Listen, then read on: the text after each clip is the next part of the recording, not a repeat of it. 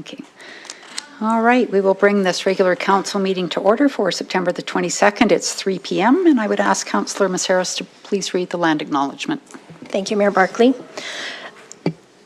The town of Innisfil acknowledges that we're meeting on Treaty 7 territory, the ancestral and traditional territory of the Blackfoot Confederacy, Kainai, Piikani, Siksika, as well as the Tsuut'ina First Nation and Stoney Nakoda First Nation. We acknowledge that this territory is home to the Métis Nation of Alberta, Region 3, within the historical Northwest Métis homeland. We acknowledge the many First Nations, Métis, and Inuit who have lived in and cared for these lands for generations. We are grateful for the traditional knowledge keepers and elders who are still with us today and those who have gone before us. We make this acknowledgement as an act of reconciliation and gratitude to those whose territory we reside on. Okay, thank you, Councillor Maceras. And we'll move into 2.1. Are there any additions or deletions to the agenda? Could I please have someone make a motion to adopt the agenda as presented? Councillor Dunham? Mayor Barkley, I will make that motion. Perfect, thank you. All in favour? Carried. And we'll move into 3.1, the regular council meeting minutes for September the 8th. When somebody's ready, Councillor Bates. I'll move the September 8th council meeting minutes. Okay, thank you. Any discussion? All in favor? Okay, carried. And then the agenda and priorities meeting of September the 15th. I'll have somebody please make a motion to accept those as presented. I'll move those, Thank Your Worship. All in favor? Carried. All right, I'll ask our CEO, Todd Becker, to please introduce our delegation today. Council's received an application to come as a delegation from the Innisfil Rotary Club to speak about the proposed Rotary pump track. We have, I think, 3 delegates representing the Rotary speaking today, I believe. Just one. I'll introduce all 3 and they can figure that out. I'd like to introduce Andrew Risson-Bennett, as well as Tammy Thompson and Brent Jackson to speak to council today. All right, welcome. Andrew, if you just want to turn the mic on when you speak because the meeting's being recorded, so thanks.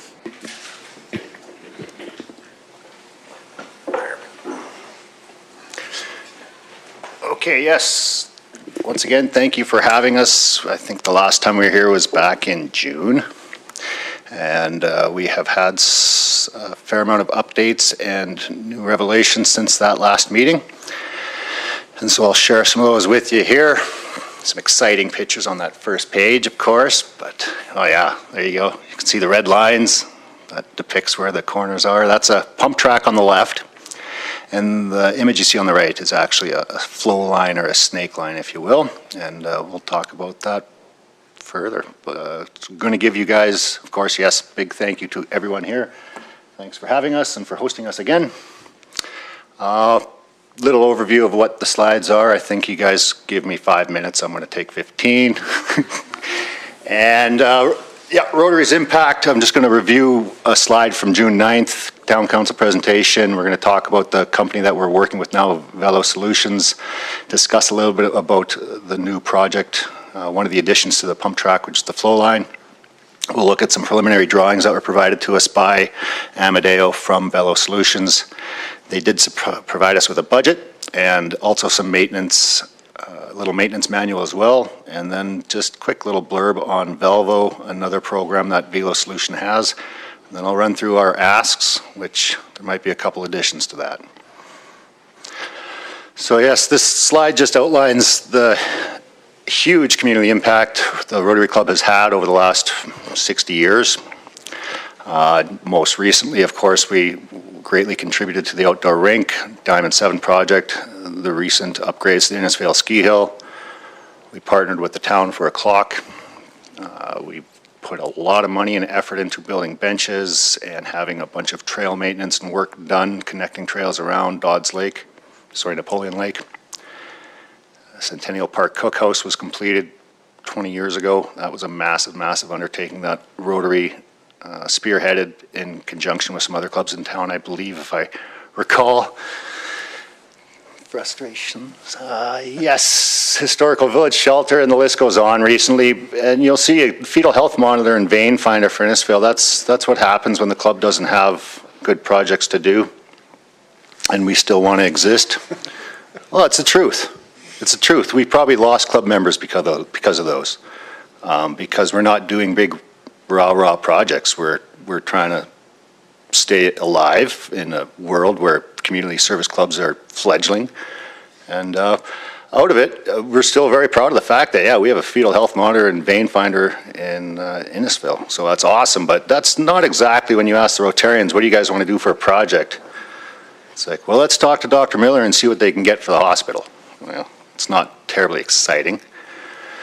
Of course, the helipad, that was a big project a while back. We didn't have it in us to spearhead that one most recently when it was brought back to the table. Library reading room. Annual events, of course, we have our golf tournament that's been going strong for quite a long time. It's the longest running tournament aside from golf club tournaments, I believe I was told. We have our friendship dinner and our feast on Main. Those all go very well, and between the three of those, we probably net $50,000 to $55,000 annually in profits. Within the community, of course, is all the other events. And as I've already gotten to, having a project such as we are proposing today will hopefully benefit our club and the community itself so that we may keep doing wonderful things in the club. So, okay, moving on to Velo Solutions, founded in Italy in 2004. This is the company that we have chosen to work with. They have built 875 pump tracks across the world. They're the exclusive builders of any Red Bull pump tracks. And they started the Western Canadian division in 2020 when one of the gentlemen that had worked for them in Italy, Amadeo, he came over to Canada and quickly saw that there was a huge opportunity in Western Canada, so they started the Western Canadian division, and in that 5 years' time, they've built 65% of the pump tracks. Listed on the website, pumptrack.com, so that's a pretty big number, and right now they're working on one in Rocky Mountain House, which we'll show you some images of that as well. So Amadeo is the gentleman I've been speaking with. He has a vast history of project management and project consultation. What most excited me about his career was his 14 years as a project manager for a construction company building ski runs and gondola systems. So he's been involved with some major multi-million-dollar projects and has a very good team working below him. And of course, yes, 28 of those tracks that I mentioned of the 65 he has built in Western Canada, and in the 12 years that he's been with Velo, he's designed over 550 tracks around the world. So if you do the math, that's more than half the tracks in the world this guy's designed.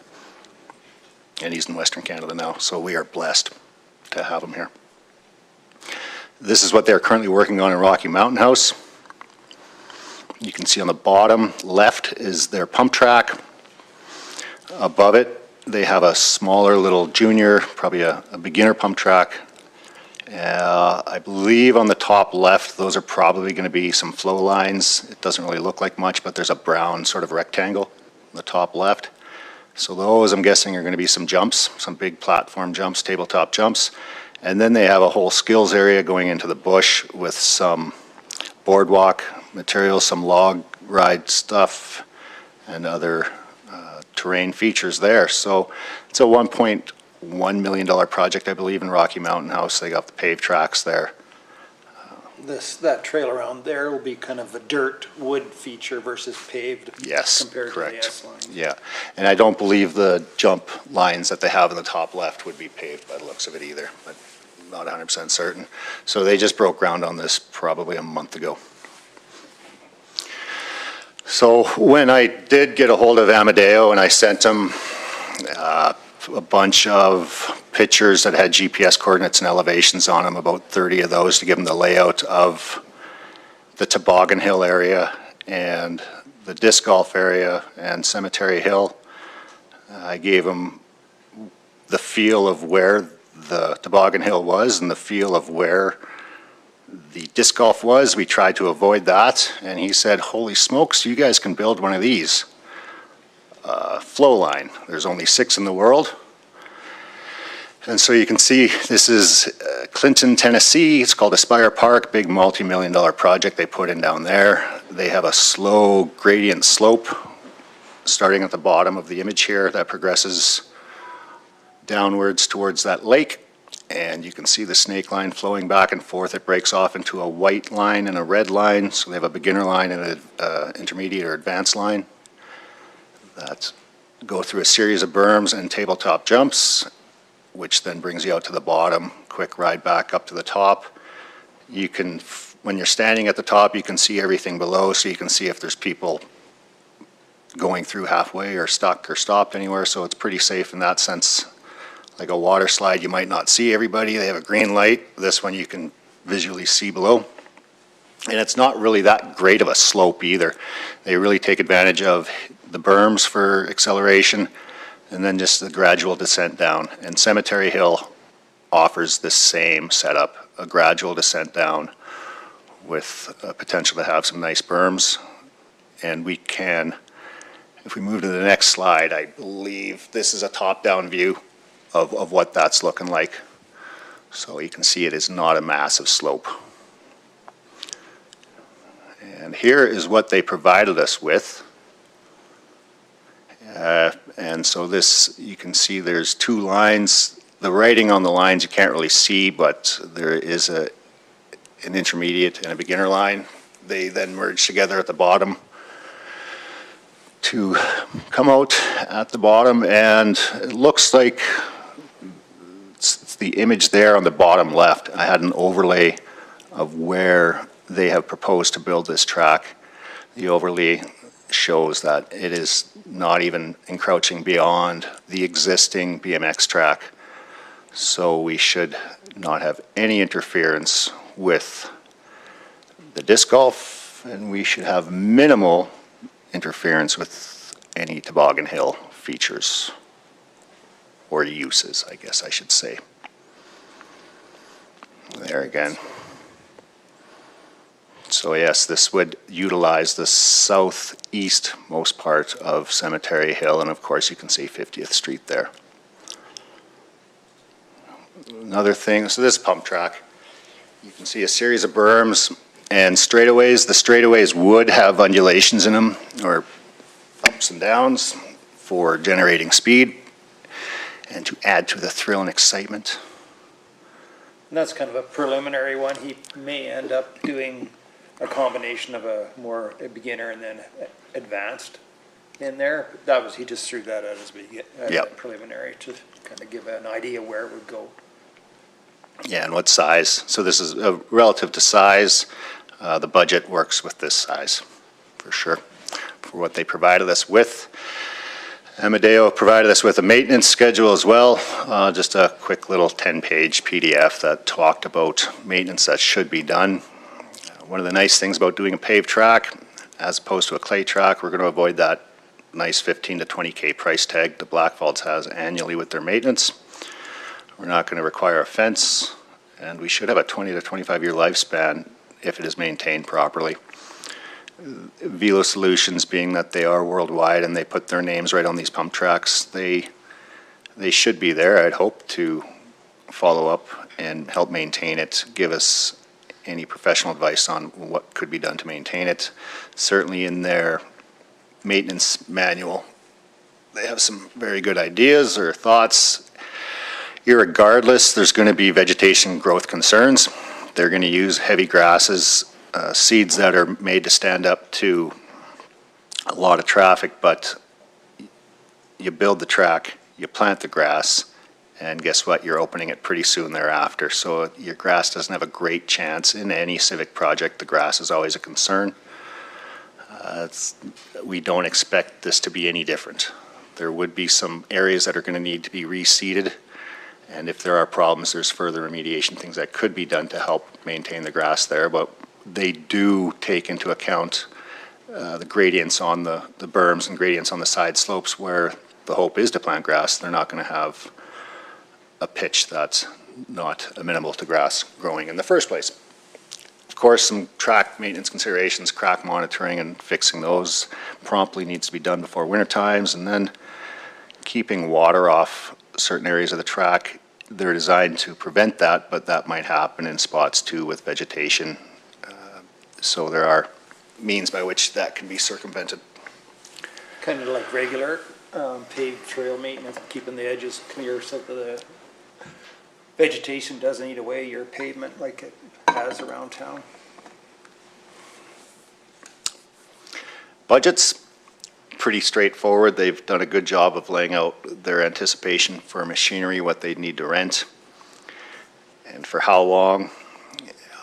Materials, of course, crush, clay, that sort of material.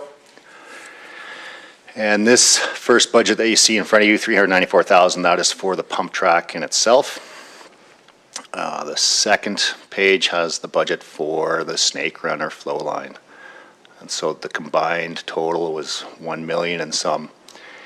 We are very, very confident that as a club we can, with ease, complete the pump track section. What we would love to do is blaze ahead forward and get this whole project done.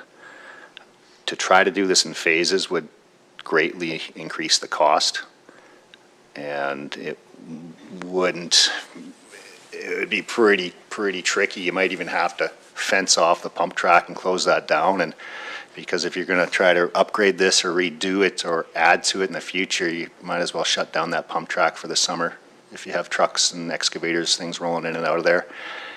And there would be significant increased costs again. So it is something that if we can do in one go, we would love to.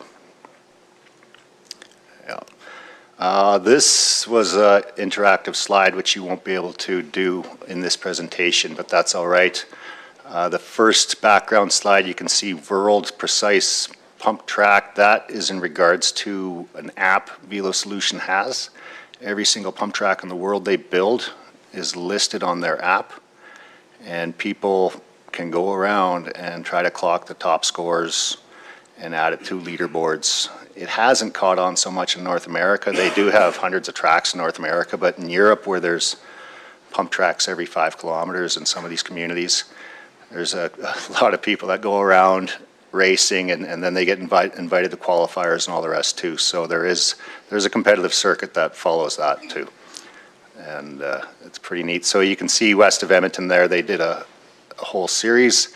And then the underlaid map, Okotoks, High River, there's also 4 more in the city of Calgary that Velo Solutions has built. So these are all Velo Solutions tracks. You can see in Drayton Valley there's a track. That's not a Velo Solutions track. That's just somebody else built it.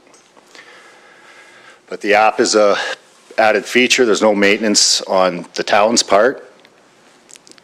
It kind of attracts traffic to the town by, oh, here's another pump track we can go to, so it's kind of free advertising that way. Yeah, as far as the enthusiasts that do travel around from community to community, it's a really good feature to have that timed component to it so people can compete with each other.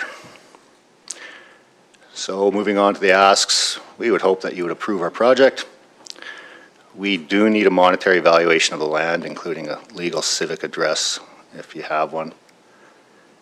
Assist us. So previously we had emailed Red Deer County to ask about funding, and they said, well, when you get going, we'll talk to the town about that. And now that this has morphed into the Rotary Club taking over the project, we're not sure how that's going to work with the county. We believe that the county did help out with the skate park. How that was done, we're not sure. We're hoping maybe you guys might have some more insight for us, or simply tell us, email the county again, find out. Provide us with insights into how we may run or host a successful public engagement campaign. And then 5, we were going to ask, what kind of money does the town have, potentially, or what kind of grants, if we are pursuing it in the means we have been, where our club takes it over, does that interfere with any grants the town may be able to apply for us on our behalf or on the town's behalf? So I was wondering if we're running into some conundrums there. So I think the main ask of the hope is that if it's okay to do it at that site, is if you can let us know if that's a go, then we can start get into some good fundraising and really kick the project off. Okay, That's Good. our presentation. Thank you okay. kindly. No, thanks, Andrew. and Any Brent. questions for us? Yeah, for sure. Does anybody have any questions? Councillor Heisted. Thanks, Mayor Barkley. Question to Brent and Andrew. As to the site itself, I think the intent and this pump track is going to be something very positive for our community. When you first presented, or the first presentation that did come forward, was the land itself, where, you know, it's the old dump we used to have in our community. Has that been thought of? Like, do you think that's going to be a go, or what has your contractors said anything about any issues that may come of that? Used to be an old dump, and I do believe the community still monitors that site, you know, through our, I'm looking at Director Kennedy on a yearly basis, but I do see that the site is probably the best site that we have been given, but it's just the viability of that. So that's my question to you, Brent and Andrew, and then I'm assuming that Director Kennedy may jump in there as well. Thanks. I think if you look at it just in general terms throughout the year, the area that is proposed is kind of mostly dry compared to further to the west, where you get more of the swamp into towards the bush, and probably the leaching happening down that way. I haven't looked at the cement pad there, but it looks like it's been fairly stable and it's been there quite a while. Yep. So I think they'd have to do a little bit of soil testing and stuff to make sure. But they do put a lot of underfill and drainage in there, so I think it would probably take care of any issues that might arise as far as leaching and extra moisture and softness and frost heaving and stuff. Okay, no, thanks. And Director Kennedy, I don't know if you guys have talked about it, or if this has come up, so. Yeah, actually the existing BMX track is outside of the old landfill area boundary. So depending on where the snake run finalizes, it should be outside of the actual landfill area. And your worship, the last thing, the hill where the kids, you know, toboggan and stuff, that won't even be touched. It'll just be the S track, and that'll be wide open as usual, right? I truly cannot answer that because I don't know where the toboggan hill is. I've never been clearly told. Yeah. So I cannot tell you one. It's just the hill. Sorry. So that's where, you know, I just want to be very direct on that and ask, when you guys presented, you said it wouldn't interfere. So my question would be, how do we make it all work? That's based on the feel I was given. My feel is that it doesn't interfere. Thank you. Councillor Maceros. Thank you, Mayor Barkley, through to our delegation. Yeah, that was a great presentation, and it's super exciting to think that this could be coming to Innisfail. Just have a question about the 20 to 25 year lifespan. Can it be repaved after that, or is it just garbage after 25 years? That's a good question. Could it be repaved? If you look at paving projects, they scrape it all away and repave it on a flat surface. I don't think this is something that they could scrape away and repave. Could they pave directly over top of it? They could, but that would probably mess with the radius of the berms and tighten everything up a little bit, but I'm sure it could be done. You could overlay it with a couple inches of pavement. Might change things a little bit though in how it runs. But I don't see why they couldn't if it's in decent enough shape. And how long would that get you? Would that get you another 25 years? Probably not. At that point, you're probably looking at probably 10 years. And this is just my guess. Yeah, I think it's a total guesstimate of how long it'll actually last. That maintained pavement though does last quite a while. I think as long as the drainage is proper and the cracks are filled in. I'm not sure how long, I guess they've been doing them since 2002. I'm not sure how the longest paved one is. We can kind of look into that, get you an answer back on that. Okay, sure. I'm just thinking about infrastructure at the moment, so thanks. Okay, thank you. If anybody else have questions, Councillor Wing. Thank you. Thank you very much for the presentation. I enjoyed it. You did a good job. I have a question for you, though, relative to your comment about phases.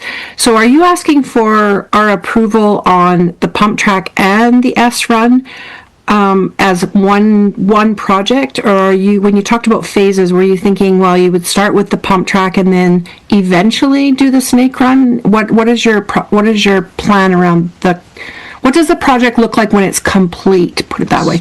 Thank you, Councillor Wing. Certainly, we would like to do this all in one fell swoop. We don't want to mess around with phases over the years. If we can get it all done next summer, that's our goal. And if if we can only do the pump track, we'll do the pump track for sure. I have no doubts in my mind that we can't get that done, but we would love to go ahead and do the whole thing all at once, because we're not going to want to come back to this 5 years down the road. Thank you. Okay, Councillor Bates. So just make one comment, and I would hope that enough technical and engineering look has been given to it, even though it may not be directly over the old landfill. I do sit on Waste Commission, where we had a landfill over at Pine Lake for 4 years, and we're now spending 25 years monitoring it, and don't know whether we'll not have future issues with that. So I have no idea of what soil they might move, or I heard something about drainage, and anyway, those are all things that I would hope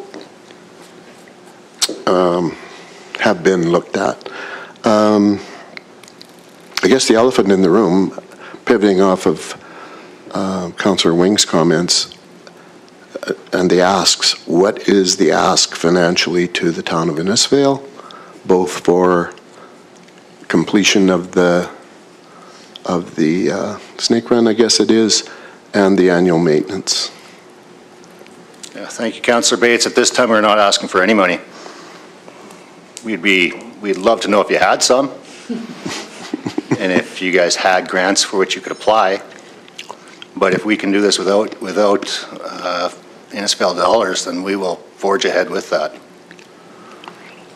Okay, and the annual maintenance would be? The annual maintenance would be basically in the fall, tarring and repairing any cracks that present themselves in the surface material. Throughout the summer, mowing the grass. But it would become the town's. That would become the town's facility? Yes. Okay.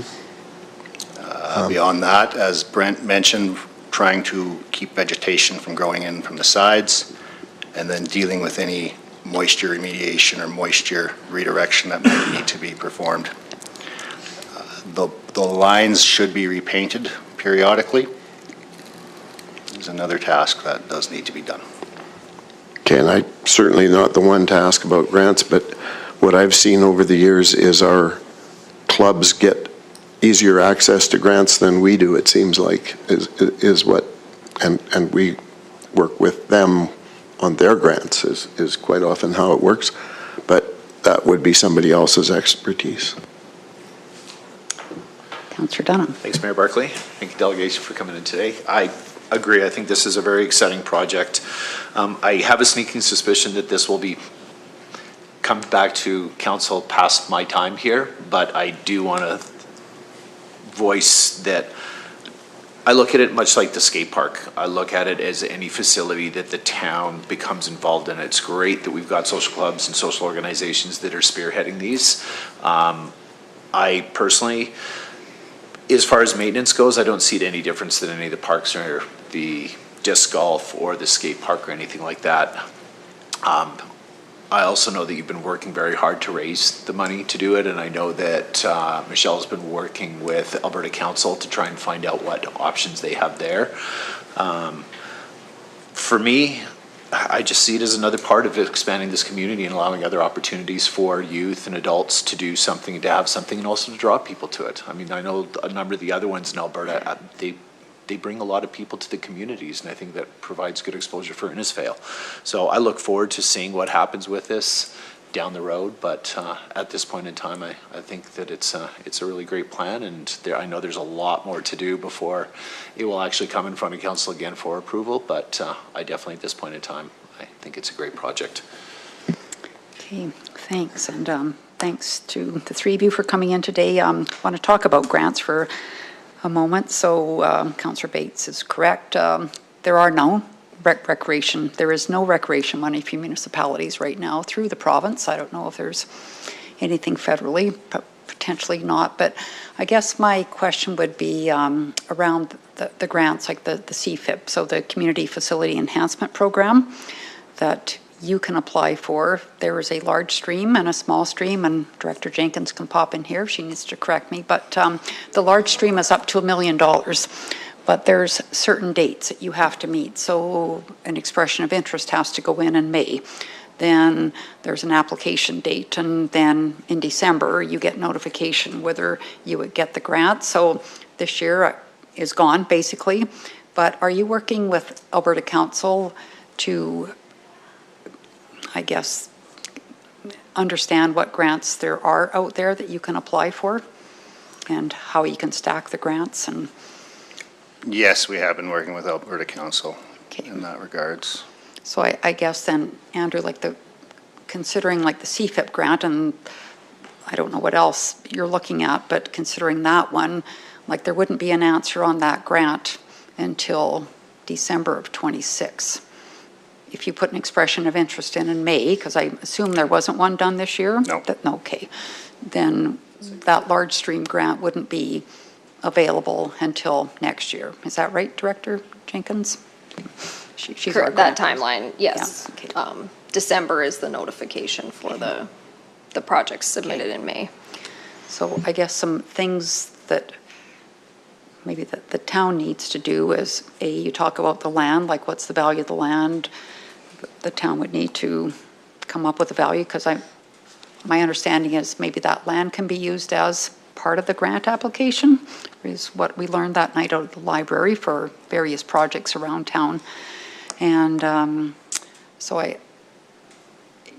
think there's a little more work for administration to do with you and bring back to us a report, right? Or CO Becker, maybe you could help me out here, like in the next couple of weeks or something, and Just my comments Yeah. to your question, Mayor Barkley, and I think council has a few options to consider in the delegation's request. As you're speaking, talking about the budget, we know there'll be an operational budget requirement, and we don't, it'd be up to the staff to determine what to anticipate in just regard to the other experiences we've had with those facilities that we can try to compare to. We do have a trail system, of course. We don't have budget.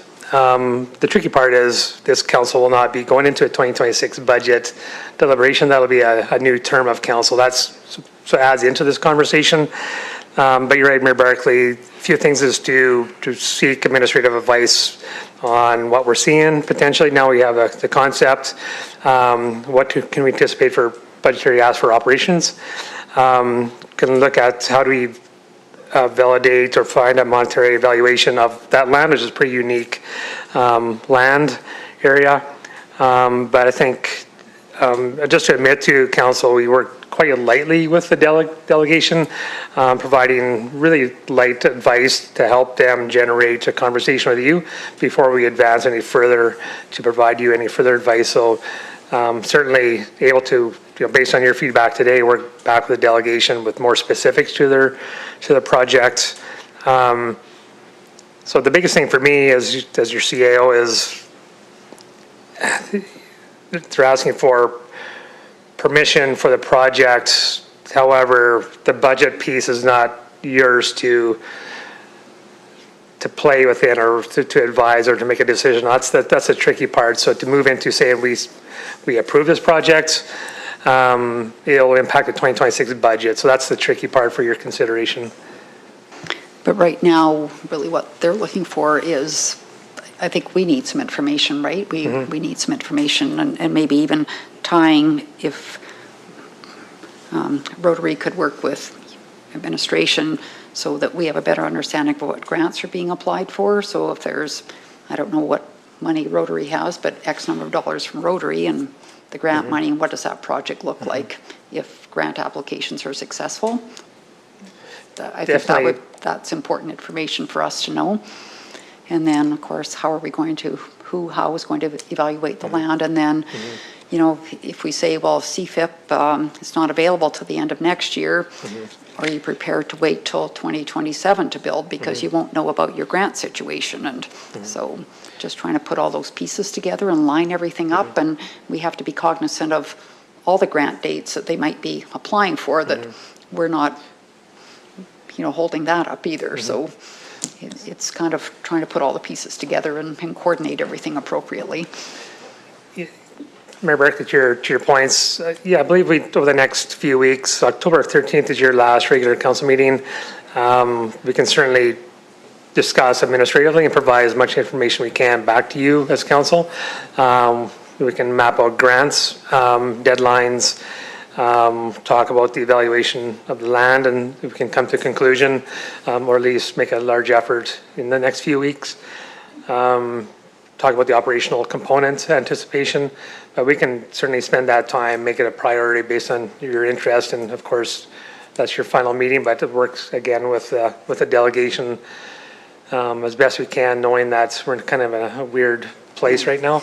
But I think we know the dates of the grants. It certainly help, but what is the reality to access grants? And as you stated, Mayor Barkley, it's hard to access grants immediately when knowing that the larger grants are not available till into 2026.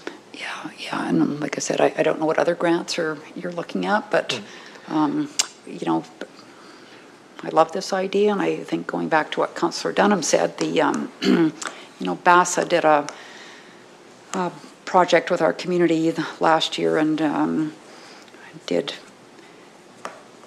work with the schools and with the community engagement sessions, and the number one thing that came back was youth, and what you know, we need more things for youth to do in our community, and I think this is a great example. But you know, if you want to stay and listen to the state of the infrastructure report on the agenda, you can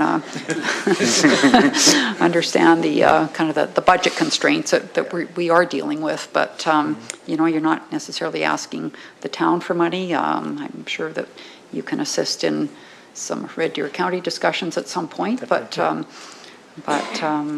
I don't know, we just need to try to line things up, and we're at a point where we can move forward or not. And I don't want to frustrate you guys, because I know it's kind of like, oh, government, right? But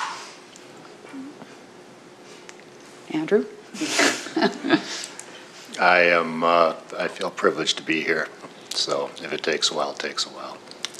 And I think, is it Michelle from the Rotary Club is looking after working on the grant thing, so we can maybe come back with some answers too on where we're looking for grants. I think the main thing is probably have enough proceed with phase one. We'd love to kind of get permission to do that, and then if we can come up with the money by the spring for phase two, we'll do it all at once. So are you okay if administration brings a report back to us, like works closely with you, and then brings something back to us in the next couple of weeks, whatever that is, time frame? 3 weeks, I guess. Yeah, if that's what council wishes. If council wishes to deliberate now, my advice to you, here's some potential options for you to consider. One would be you could defer the Rotary request to the 2026 budget deliberations, which is on to new council, so you can defer this conversation on. You could proceed as likely through my recommendation to direct administration to provide detailed report to council regarding potential costs and information regarding the delegates' presentation back by the October 13th meeting, or move towards accepting the report or the delegation's presentation as information. Okay. Okay, well, I'll leave it open to council then. I'll go back to Councillor Hystad because I know he had his light on again. Yeah, well, that second last thing Todd had mentioned, actually, with the administration working closely with the Rotary and coming back to present the details to council, I think that would be my motion, just to get it on the table. Does that make sense, Your Worship? It does. Thank you. Okay.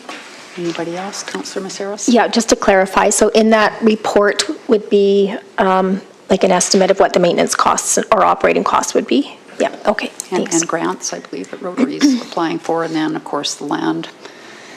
Yeah, I agree with that direction. Okay. I think that the Minister of Transportation could save face by putting another bike lane somewhere.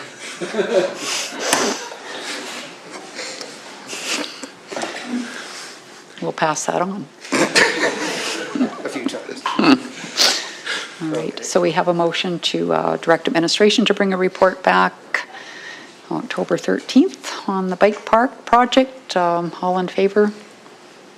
All right, carried. So thank you again for coming today and for all the work that you're doing in this, and Thank you. we appreciate it. Next time, we'll have Tammy present.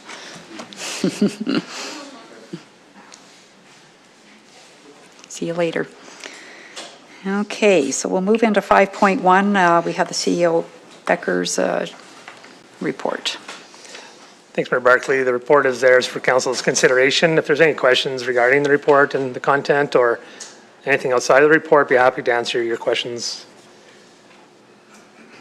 Okay, does anybody have any questions for CEO Becker? No? If not, I'd have a motion, please. Can I make that motion? I can. I'd like to move that council approves the CAO report dated September 22nd, 2025 as information. All right, thank you. All in favor? Okay, carried. And then we'll move into 5.2 and council action control.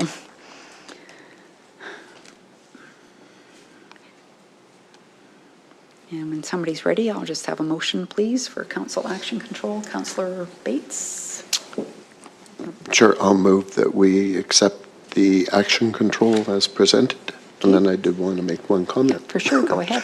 I think the last time that we reviewed this, I mentioned that I would provide some input with respect to the franchise fees, and I've happily done that. I don't expect to hear or say anything further during my term on council. Thank you. And we thank you. Okay, so all in favor of the motion? All right, thank you, Councillor Bates. And then we'll move into 6.1, the Highway 54 Trail Connection STIP grant application. Thanks, Mayor Barkley. So, yeah, in front of you is just a report in regards to a grant application we're looking at doing. So a little background.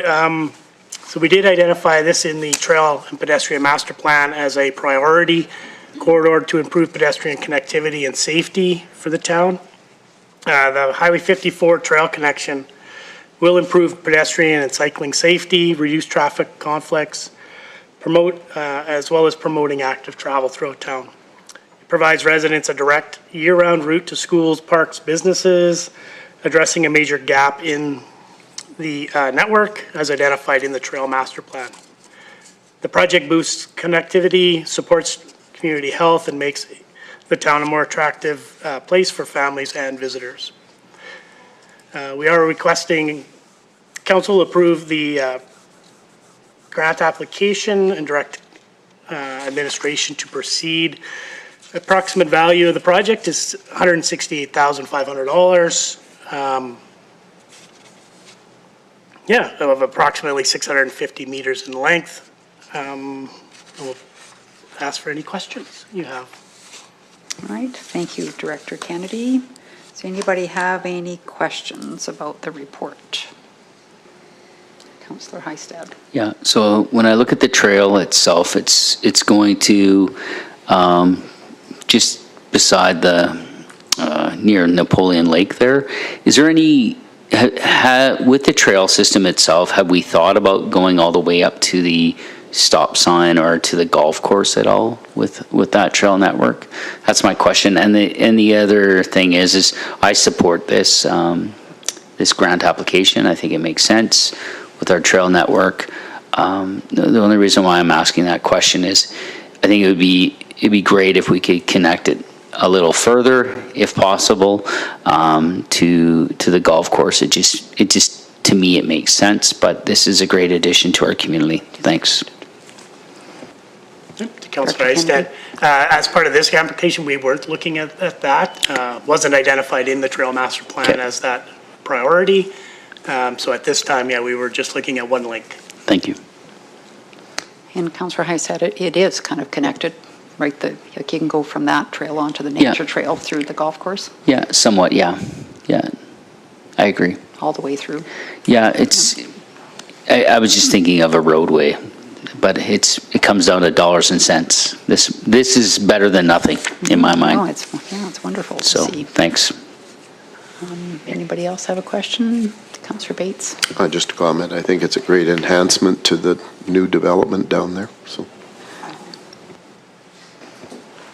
Okay, so I'll have somebody make a motion then, please. Councillor Dunham. Mayor Barkley, I move that council approve the submission of a funding application under the Strategic Transportation Infrastructure Program, Local Municipal Initiatives component for the Highway 54 Pedestrian Trail Connection Project and commit the town's share of $84,250 toward the total project cost of $168,500. All right, thank you. Councillor Wing. Sorry, I put my hand up too soon. I'm here for the next motion. Okay. All right. I got to get in the minutes, Mayor Barkley. Okay, all right, we'll get you in, don't worry. Okay, so we have a motion, all in favor? All right, carried, and then Councillor Wing. Yes, thank you. Mayor Barkley, I move that council directs administration to come back for approval to proceed if the application is successfully awarded. All right, any further comments? All in favor? Okay, carried. Then we'll move on to 6.2 with Director Kennedy and the State of Infrastructure Report. Thanks, Mayor Barkley. Yeah, so we have developed a draft update to the State of Infrastructure Report. This document supports a long-term planning and informed decision-making completed by Tagish Engineering on our behalf. It's compiled the State of Infrastructure Report. The report summarizes the current state of municipal assets, providing key data as well as insights to guide future infrastructure management, investment, as well as service delivery for the town. This report is a collection of asset data provided by the town and planning departments, operating planning departments as of May 2025.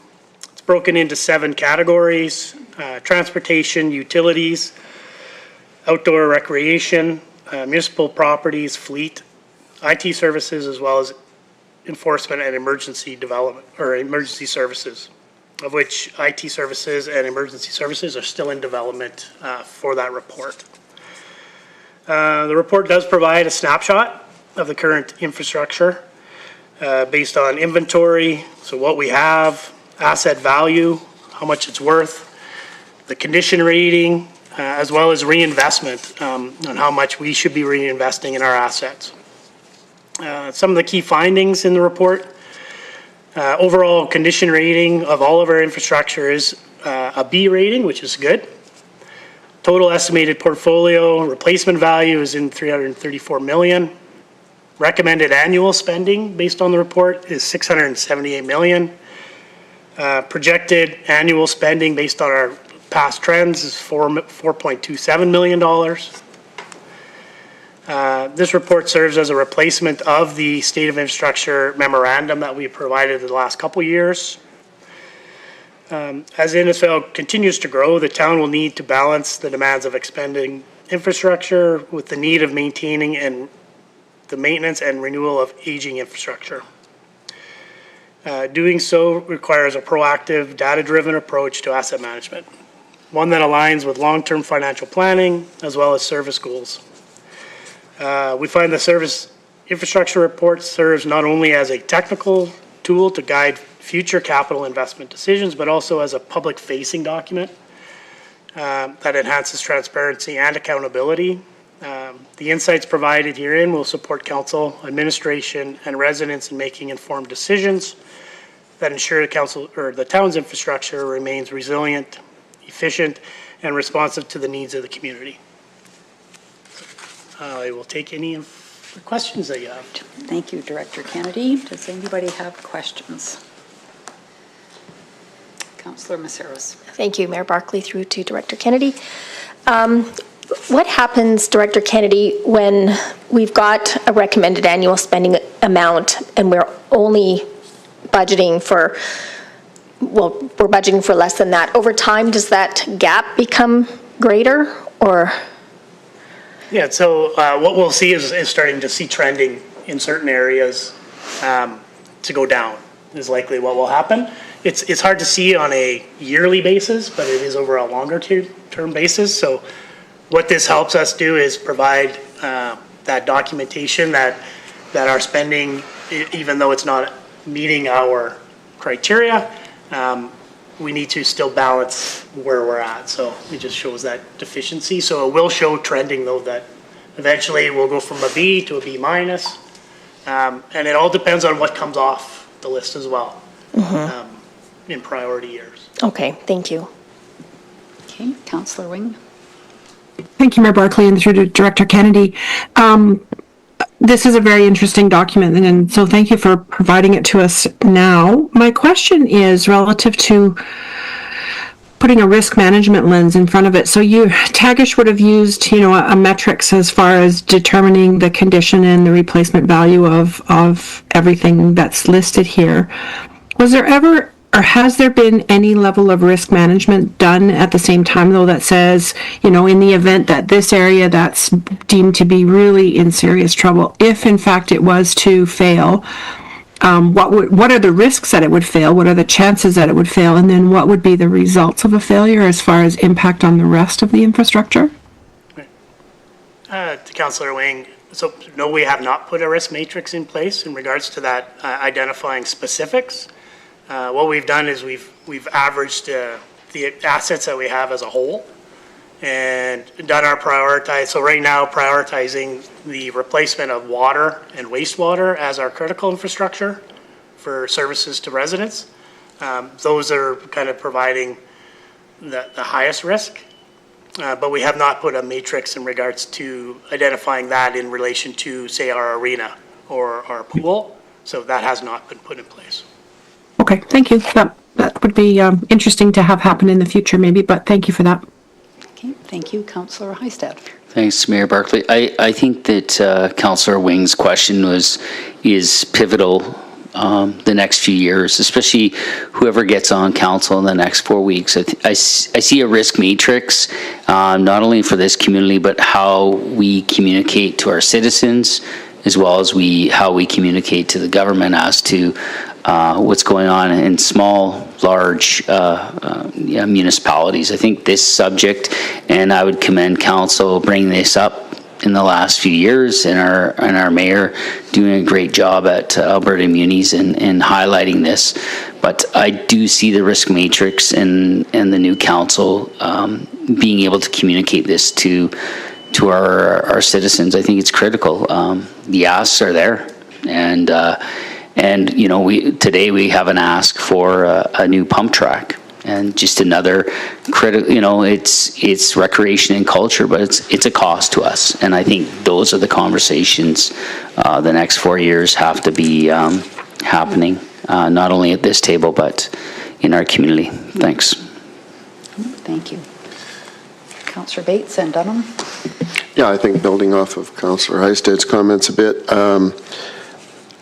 I think it's important that everybody realize, I think the infrastructure at every muni, every province, the country is in deficit.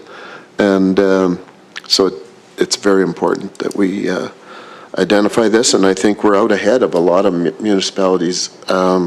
So when you get to the point where you're aligning this with the 2026 strategic plan, and I do see at the very end, it says the final report anticipated to be done by mid next year and then posted on the website, I think you should work on an enhanced communication over and above just posting it on the website. I think it should be kind of front and center that this town is getting out in front compared to others, and people don't just go to the website and look at things. So I'd like to, as a citizen next year, be more informed. Thank you. Councillor Denham. Thanks, Mayor Barclay. The few points that I had down have already been covered, and I guess want to state again that at any of the AB Munis, Spring Caucus, Fall, is that you hear all over the province the deficit, and the current government seems to not have the best attitude towards helping us any further. And at what point are we going to see communities dropping from that B to C to C minus? And I think it's going to happen a lot quicker than we expect.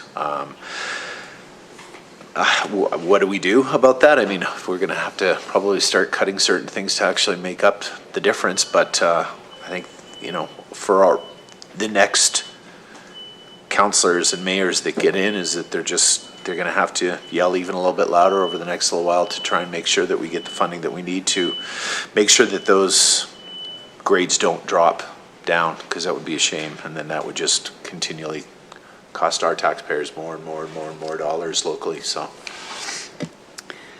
Director Kennedy, this work that Innisfail has been doing now for 4 or 5 years, I guess you've been doing this, so thank you so much for this. And it really fits well with what the Mid-Sized Towns Mayor's Caucus is doing as well. So we had a meeting Friday, and maybe in a couple of weeks at our next A&P, I'll work with CEO Becker and can bring a more thorough report back. But I think part of what I would like to see in the infrastructure report, because we're talking about this a lot at the Mid-Sized Towns Mayor's Caucus, is the age of the infrastructure. So I know Innisfail provided some data to the Mid-Sized Towns Mayor's Caucus for that. And I think that's really important, because you may see a community that, maybe the core of that community was quite small and quite old, but now that community has expanded and that's all basically new infrastructure.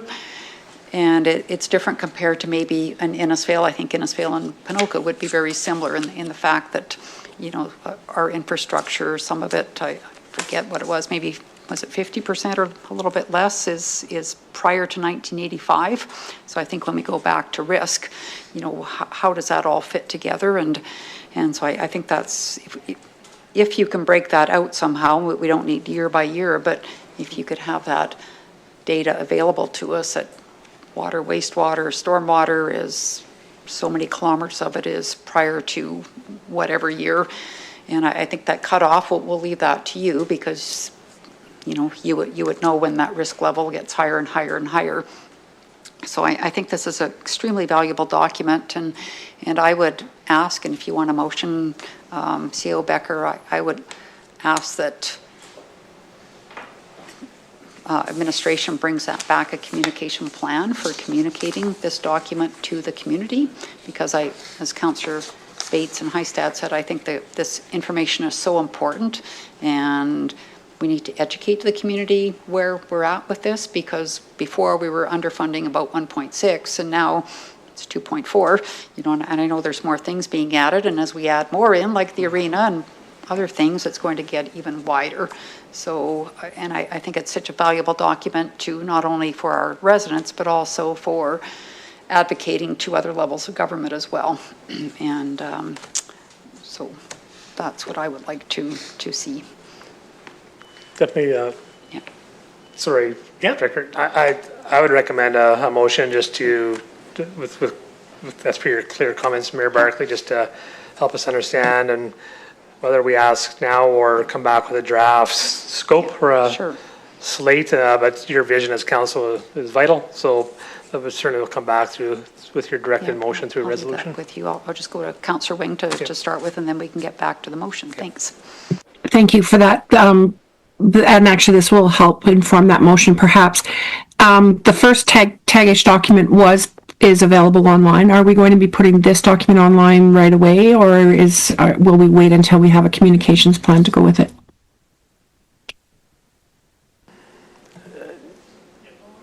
Nope, Councillor Wing. The intent was to not post this one because it is in draft still.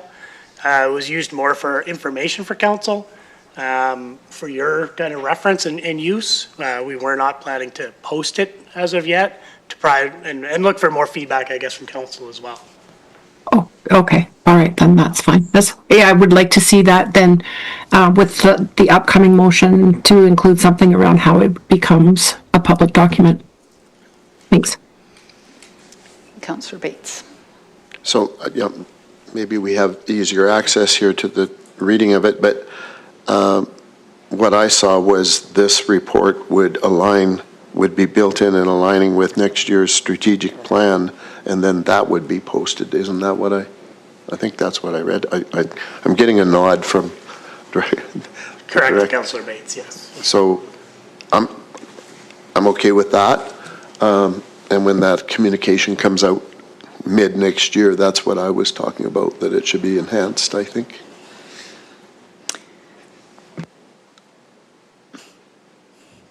Okay, I mean, the document is public now. And so are we going to drive the story, or do we let somebody else drive the narrative on this, I guess is what I'm getting at. And I would like to see the town of Innisfail have the narrative on this document, because our administration team and council are the ones that understand it best.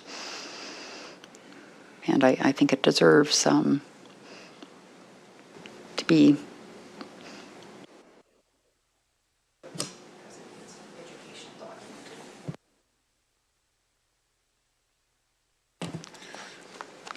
maybe it cut me off. Okay. Yeah. Somebody's got the button over there. Sorry, was it off the whole time? Sorry. Okay. Okay.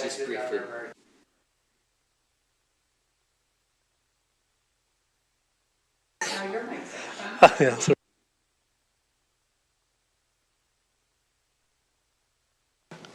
it's really in the hands of council if you'd like to see immediate action and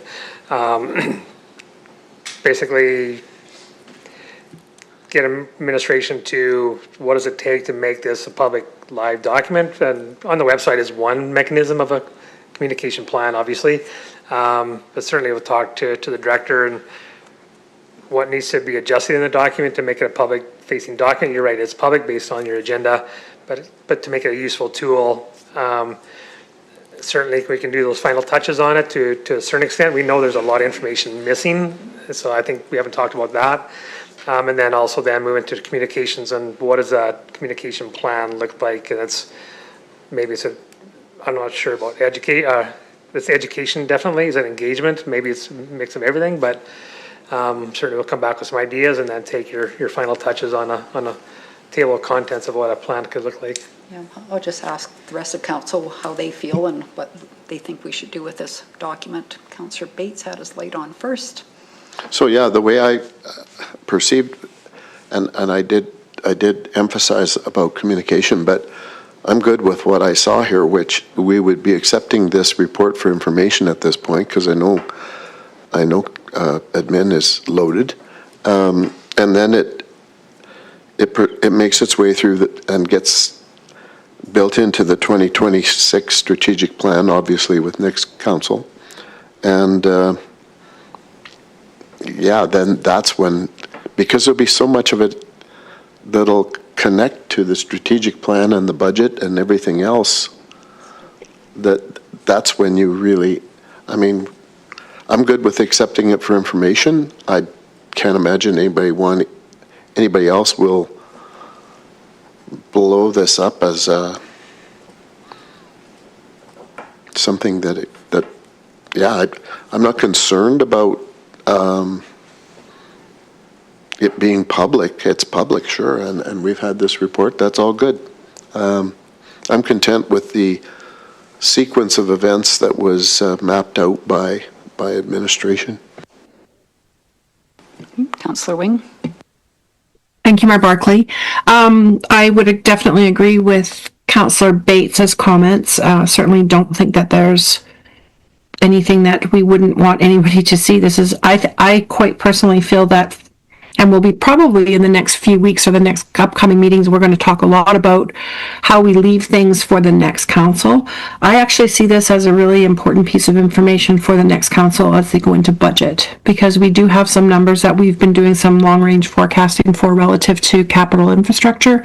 And so I think that this document just provides that context for what some of those numbers look like. So, yeah, whether it's linked online other than just being in the agenda document for today's meeting or not, that's one thing, but I don't want this to get lost, and I don't think it will. I'm not sure it won't, but I think it's just got really important context and content, so I would like to keep it at the forefront, please. Councillor Heisted. Yeah, Mayor Barkley and Council Wing and Councillor Bates who have commented on. I see this as we're gonna deal with this in a budget and all in the layers, right? Moving forward, from what I understand from Mayor Barkley is this is an opportunity to own it, right? In the media, in the public, sooner than later. And I understand where my fellow councillors are coming from on process-wise, you know, as we go through the budget. But as it becomes public, it's our opportunity through our mayor and our council to lead it and to actually comment on it right away. And so that's where I see this, and I can see both sides of it. But I think that in our roles the last almost 4 years, let's lead this one. And it gives it the government litmus tests of these guys, this council group is not giving up on this, right? This is an issue.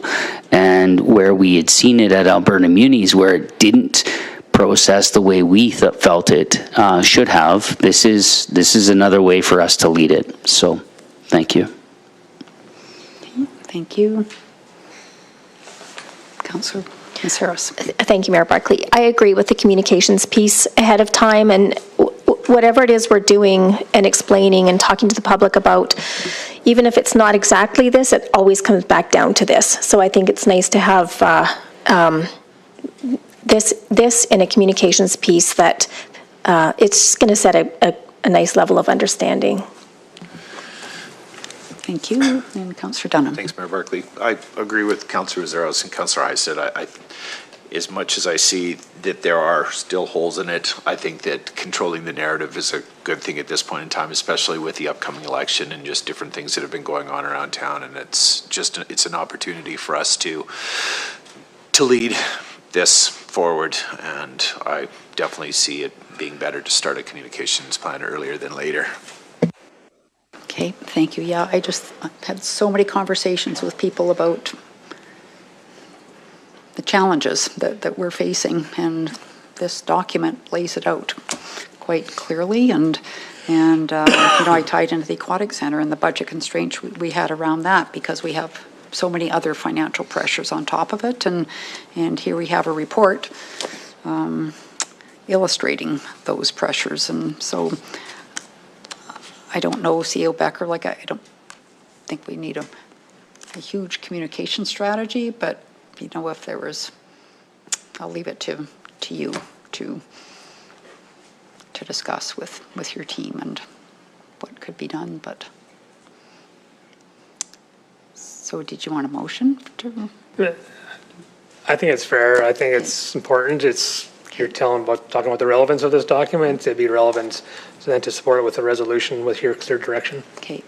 Yeah, no, I think it's a fantastic document. Yes. Somebody want to make a motion then, please, to direct administration to bring back a communications plan? That sounds so big. It doesn't need to be big, but yeah. Does somebody want to make that motion other than me? Oh, Councillor Wing, sorry. Okay. Thanks, Mayor Barkley. Yes, I would make that motion then, please, to direct administration to come back relative to this plan with some thoughts and a small plan on how we will share this information with the community. Okay, thank you. Any other comments? All in favor? Okay, carried. All right, and we'll get into solid waste, 6.3 with Director Kennedy. Thanks, Mayor Barkley. So we need to have the PowerPoint. There we go. So we have done a little bit of update in regards to our solid waste. Just in regards to the next slide and talk about trends. So back in 2019, when we did start conducting our survey for quarterly reviews of the organics carts in 3 neighborhoods across the town, the survey does show a continuing trend of organics and recycling carts changing within the seasons. Usage varies based on the day of the week, with certain days consistently showing higher participation during the household routines or weather events. Since 2019, when automated carts pickup started, organics participation was highest in the spring and summer, with drops noticeably in the winter, with the recycling participation remaining steady throughout the year. And this year, so starting in April this year, we did start participating in the Extended Producers Partnership. This shift wasn't part of the initiative aiming to improve recycling efficiency, consistency, as well as sustainability across the province of Alberta. Innisfil residents could continue to do recycling as usual during this transformation. EPR program was designed and is designed to make producers responsible and accountable for the recyclables they create. Province-wide standardized list of recyclable material is now available. This ensures greater clarity as well as uniformity for residents, businesses, and service providers. Residential waste trends. So majority of waste streams, household waste continues to represent most materials collected, significantly surpassing both recycling and organics over the years. Seasonal collection, notable rises in total waste and organics during the spring and summer. Potential for decreased diversion, ongoing trends in recycling and organics indicate opportunities to boost engagement as well as enhancing waste diversion efforts. The next slide is just based on some data that we've had over the last 3 years in regards to fall, spring, summer, and winter. So showing the seasons for each year, just showing the amount of volume that it does get reduced during those winter months with a significant drop. Residential recycling, weekly collection averaging about 2.2 kilograms with an average of 115 kilograms per household annually. Majority of waste obviously is the solid waste, with 25% being organics and 15% being, or 13% being recycling. 2025 solid waste program goals, community engagement, so in partnership with E360, hitting the local schools, nonprofit promoting recycling and environmental awareness. Waste audits, annually we continue to have the waste audit with E360 just to confirm any problem areas as well as wanting to improve our diversion rates. Ongoing monitoring, leveraging the Q alert system on a regular assessment of the recycling program. This ensures continuous improvement, maintains service quality as well as a strategic adjustment to better serve the community. So in regards to Q alert, that is identifying those hotspot areas of high inquiry and missed sites. In 2024, we did have the audit done by E360. Compared to 2023, we did see a significant landfill contamination diversion rate drop from 10.25 in 2023 to 2.57 in 2024. So significant difference there. That's all I have in regards to the update, so I'll take any questions from council. Okay, thank you, Director Kennedy. Does anybody have any questions? I have one question, might be a silly question, but would there be any potential in reducing the organics to once a month in the winter months? Or is that not possible? Or is that not enough? To once a month, so we do go to We do bi-weekly right now. bi-weekly. Yeah. It really comes down to direction of council.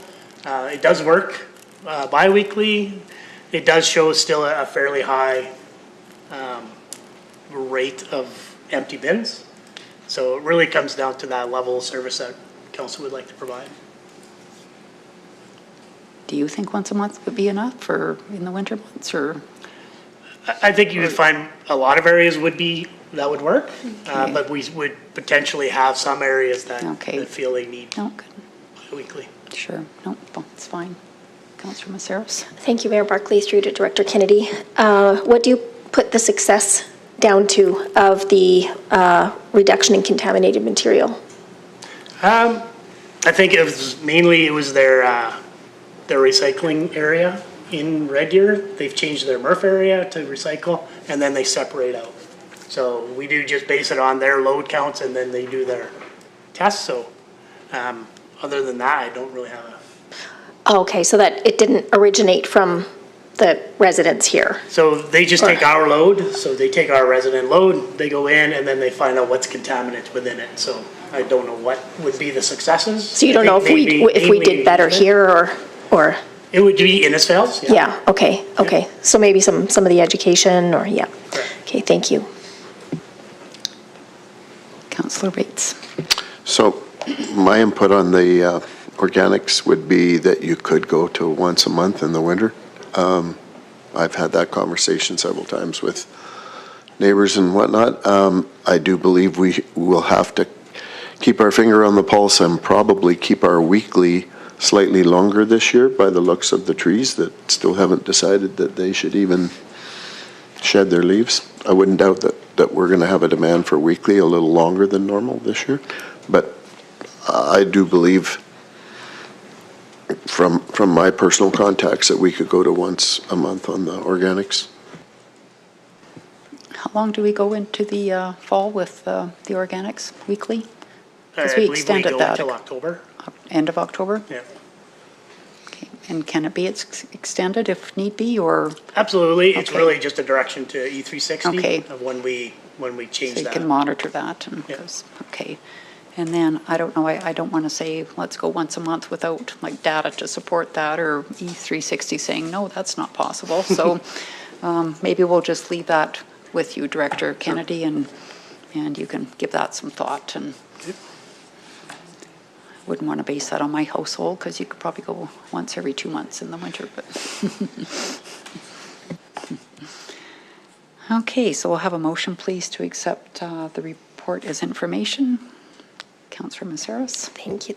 I'll make that motion that council accepts this report as information. Okay, all in favor? Okay, carried. And we will move, we're going to skip over 7.1 because we'll have to go in camera to vet the people that applied. And then we'll move into 8.1 with Director Jenkins and the purchase agreements. Thank you, Mayor Barkley. We're looking to provide or request motions for the sale of Lot 22 and Lot 39, being the two commercial properties within the Napoleon South land development. In June 2024, the town entered into a letter of intent with BD Holdings for the purchase of Lot 22 and an option to purchase on Lot 39. The purchaser is still interested in moving forward with the acquisition of both parcels, and following negotiations, presenting the following terms. So looking at Lot 22, so this is the apartment site, just under an acre, purchase price of $309,000, with a closing date of June 2026. Conditions will come off in May. The primary condition related to that is the securement of CMHC funding for the project. Lot 39 is the commercial site, 1.64 acres, purchase price of $465,750, closing date of October 31st, conditions coming off at the end of August related to the securement of leasing on those, on potential properties within the site. So negotiation on this property started in 2019 following a public RFP being issued for the original 3-acre parcel. That agreement was never finalized. It was with the same purchaser that we're still working with now. The property did remain available for purchase in the interim. Again, last year we entered into the letter of intent, and since that original letter of intent, we went from the original asking price of $250,000 an acre.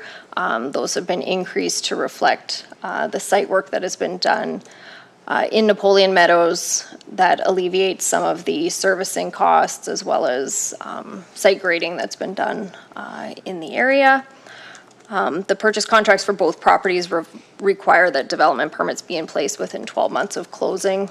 If they are not, we have the ability to purchase back at 95% of the sale value.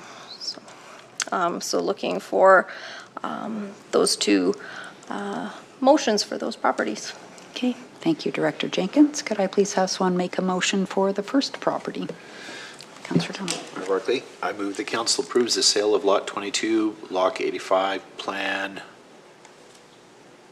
To be determined. to be determined, consisting of 0.38 hectares of land zoned to direct control district for the purpose of a residential apartment developed for $309,000, $308.50 to Betty Holdings as presented. Okay, thanks. Does anybody have any questions about this deposit comes with the offer? It does, yes. Okay, perfect, thanks. Okay, all in favor? All right, carried. And I'll please have someone make the second motion. Councillor Hystad. That council approves the sale of Lot 39, Block 87, Plan to be determined, consisting of 0.68 hectares, 1.64 acres of land zoned direct control district for the purpose of commercial retail development for $465,750 to Betty Holdings Ltd. as presented. All right, thank you. Any questions? Director Jenkins, do you have an idea what they're looking for as far as like the building to lease? So they're looking at a sort of a gas station convenience and then commercial retail sort of strip units is the. Do you know how many units? Or? I don't know how many Okay, no, units. that's They will fine. be able to come forward with a development permit with the purchase agreement in place so that that can be through that approval process Sure. upon closing. Oh, sounds good. All right. So we have a motion, all in favor? Okay, carried. And then we'll move into 8.2 and Central Alberta first with Director Jenkins. Thank you, Mayor Barkley. So administration is requesting formal support from council for continued participation in the Central Alberta First Partnership and to commit to the CAF memorandum to maintain and enhance our role in regional economic development. This item has been before council the last 2 weeks in a row, providing additional information to council around the structure and the intent of the project. I won't go through all of the report in detail. Again, the partnership gives our community and business access to resources and administration access to intelligence. We feel from an administrative position that it's a great opportunity for us to participate regionally, and that at this point, there may be some unknowns on how this will play out. And again, we aren't tied in forever if it does not materialize. I did just want to follow up on a couple of questions from last week that councillors had. I believe Councillor Wing asked about examples. So in terms of the BROOD process, the business retention workforce development, that's pretty standard in terms of economic development actions, and trying to do that at a regional level on a consistent basis is something that that is the goal in a lot of places. In terms of the exact committee structure, I haven't been able to find any direct examples. But again, that ability to explore, I believe CAO Becker's mentioned that, you know, he hasn't experienced this level of regional momentum on the economic development front, with everyone sort of wanting to be at that table. Also, Councillor Bates had mentioned that the sort of successes and activities be revisited. The annual expenditure will be identified as an operating project each year for council, so it will provide that opportunity for check-in and update, as well as through the Economic Development Committee. So we are looking for a motion from council to approve the memorandum and our 2025 allocation. Okay, thank you, Director Jenkins. Could I please have a motion? Councillor Wing, is your hands up? Thank you. Yeah, I do have my hand up. Thank you, Mayor Barkley. I'd like to thank administration and council for the 2 weeks of conversations that we've had about this. I appreciate all of the work that administration has put into coming back to us with responses. So I would like to move that council approve the Central Alberta First Memorandum of Understanding as presented, including the 2025 $10,000 annual contribution to be funded from the 2025 operating budget. Okay, thank you. Any questions? Councillor Dunham. Thank you, Mayor Barkley. Just through to admin. I appreciate what we've gone through over the last 2 weeks. And, you know, at times it was not necessarily clear to me what the advantages were, but I think 2 weeks ago I had asked John's and yourself's opinion on it, and I trust that you're finding that the return on investment on this is going to be worth it. So I definitely will be supporting this motion, and thank you. Okay, thank you. Anybody else? No, so we have a motion. All in favor? Okay, carried. All right, we'll move into 8.3 and bylaw. All right. So this one's been a long time coming too. So looking to present for consideration of final readings, road closure bylaw 1741-2025. As council will recall, this is a proposal to close a portion of 44th Street Close, which is the corner at the north end of the Napoleon South land development. The closure is necessary to facilitate the creation of the residential lots that will face 44th Street Close. So the street is being reconfigured to reduce that bulb. So the bylaw was given first reading on July 14th. Notification was provided with a public hearing being held on August 11th. Comments and feedback being sent to Alberta Transportation, and we have received that approval back from Alberta Transportation, allowing us to move forward with the final readings. So looking for those motions for second and third. Okay, thank you, Director Jenkins. Could I please have someone make the first motion? Councillor Bates. Yes, I'll move that council grants second reading to bylaw 1741-2025, being a road closure bylaw to close a portion of 44th Street Crescent. Okay, thank you. Any comments? All in favor? Okay, carried. And then please have someone make the next motion. Councillor Maceros. Thank you. I'd like to move that council grants third reading to bylaw 1741-2025, being a road closure bylaw to close a portion of 44th Street Crescent. Okay, thank you. All in favor? Okay, carried.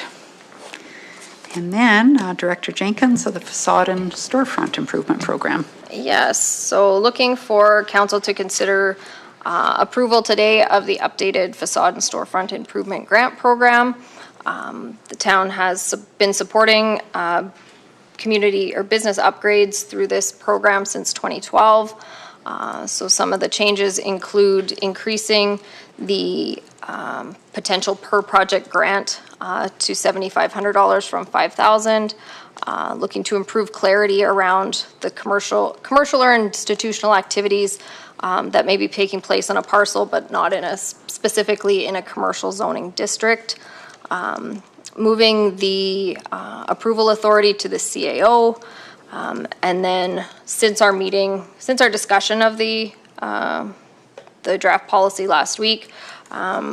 We've included some specific references to window decals and signs, hopefully to provide some clarity there, as well as in the sort of the intent statement that the program's intended to support reinvestment in properties to support vibrancy and overall community aesthetics, not so much to support businesses and regular activities such as replacing signs or we're looking for investments in the buildings that need to be made to increase the longevity or improve the attractiveness of those buildings. There may be some situations where window decaling is either necessary or could be included as a part of a project. But even going back historically on some of the approvals, the focus has always been if there are signs included that the funding goes to the creation of, say, the spot where the sign goes, not necessarily the insert. So it's not something that new building comes in and this pays for their new signs. Again, we hope businesses last long, but that's not always the case, and that money is going into more permanent investments in the buildings. So. Thank you for that, Director Jenkinson. Thanks so much for clarifying that. And so we'll have a motion, please. Councillor Dunham. Mayor Barkley, I move that council approves the facade and storefront improvement grant program policy 2025-005 as presented. All right, thank you. Does anybody have any questions? Councillor Bates. So I have a comment and a bit of a concern, and I think I mentioned it last week when the suggestion was made. I'm a bit concerned about the consideration for rear entrances, and the reason I say that is I look at the whole intent of the program being to improve the look of the street and that sort of thing. And I realize there may be that odd exception, but I'm concerned once that statement gets put in there that CAO Becker, who's going to have to make these decisions, is going to get a lot of requests for improvements that are not the front of the businesses, and I think it does open a whole new can of worms and expose us to potential somebody fixing up a back door, etc., which should be their normal maintenance and not a facade grant. That's my concern. So I don't know how you could word that.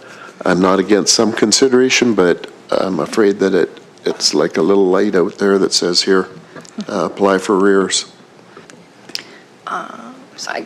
So Director Jenkins, I'm just curious, do you think it's worded now? It says where patrons access through non-primary facades. So you're kind of setting the boundary there. Yes, so that it's, customer access, which there's not a lot of examples of that I'm aware of on sort of our Main Street blocks that are, or any of our commercial properties where direct access is encouraged through the lane.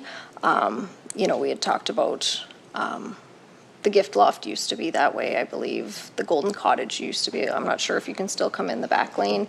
Some of those are accessibility supports as well, where the front access isn't necessarily wheelchair accessible, but if you park in the back, you can come in. We did try to word it such that, there is some ability for that decision-making as to where it's supporting the building, it's supporting the business in terms of that servicing its clients. Again, up to council whether they would like to maintain or remove. I believe the comment last week that, again, most of this process or this program originally came out of the downtown ARP. That is a plan that we'll be looking to update, but there is a lot about pedestrians, the pedestrian environment, the experience of downtown and promoting that aesthetic. So I think there's some opportunity on both sides if it's appropriately applied. Okay, thank you. Councillor Hystad. Yeah, I'll comment on it, Mayor Barkley, and to Councillor Bates.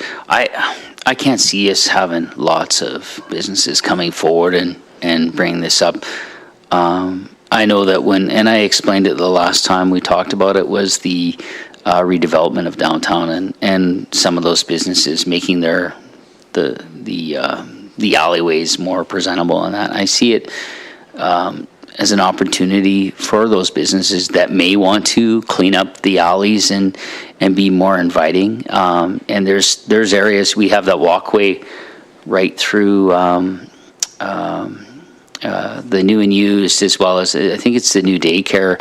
And there's spaces like that are really clumsy in our community, and they don't look that nice. But you may have that new daycare that's coming in, or another business that, like the Golden Cottage down the road, that may want to spruce it up and have more accessibility or parking available. And I think that's where we're trying to make this work. I just can't see 10 or 15 people come forward who own a business that want to, busting down the doors to apply to the facade program. So I'm fine with it as it is. Thanks. Okay, thanks. I think your point about the accessibility is an important one, because there are businesses, you have to go up steps to get in the front door, where at the back you don't. So I think that's important for sure. Okay, so we have a motion. Oh, sorry, Councillor Bates. Yeah, I just wanted to comment, I guess, with the wording about primary access not being through the front, I can live with it.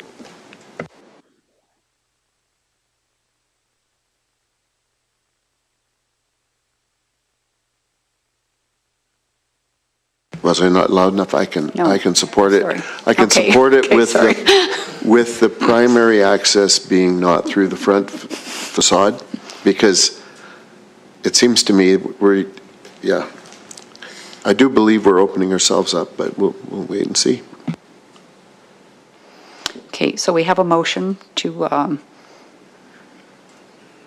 as presented, the recommended motion. So as it is right now, so all in favor of that motion? All right, carried. All right, we'll go to correspondence and information. Remember, September 30th is coming up. Hope everybody can come to the Legion for National Truth and Reconciliation.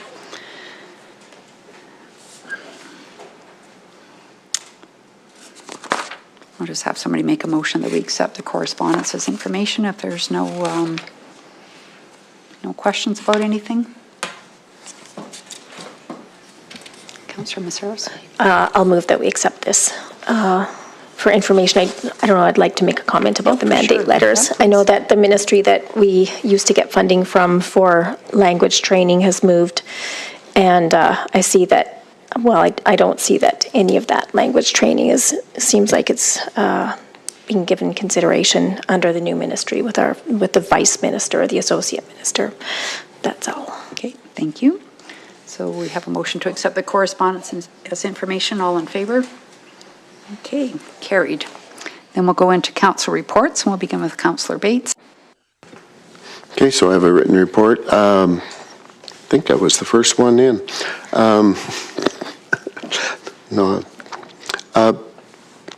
Probably a highlight of my MPC career was the fact that we were able to get approval and receive the application for the seed cleaning plant, which was the first tenant in the industrial park. So that was great. I'll pass this little brochure on to the CAO after. I'm a landowner down by Strathmore, and they do have a large solar farm down there. It's about twice as big as ours.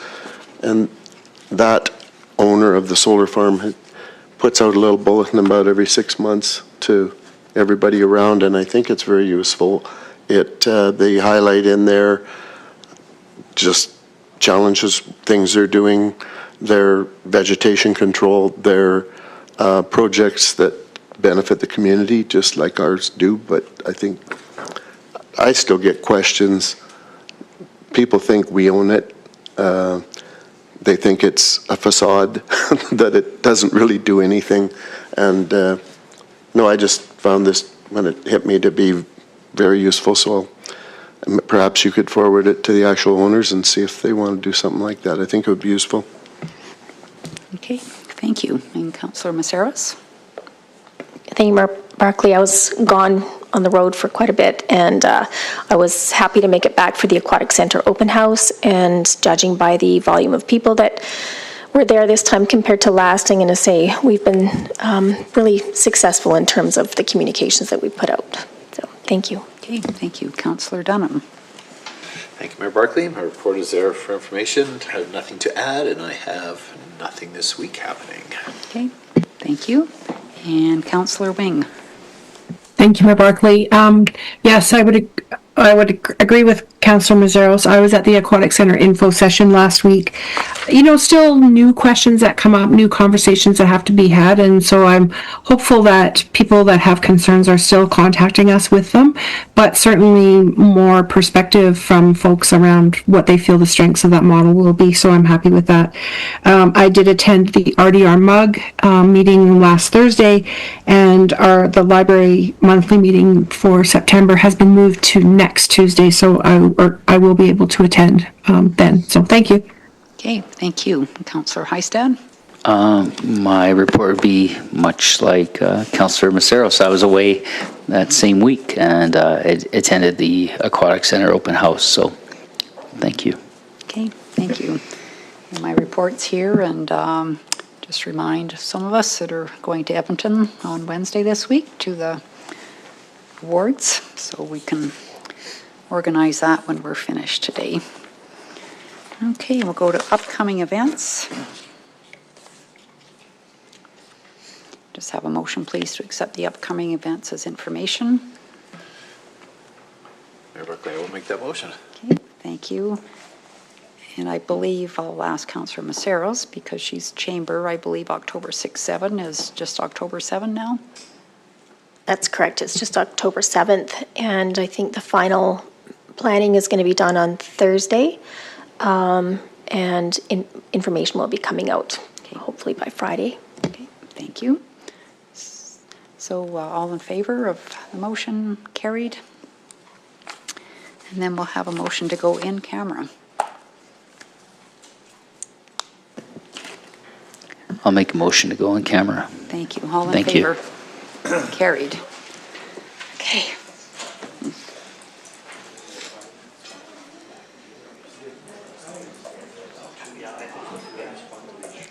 They were going to have two nights. We didn't know how many people there were going to be. I know.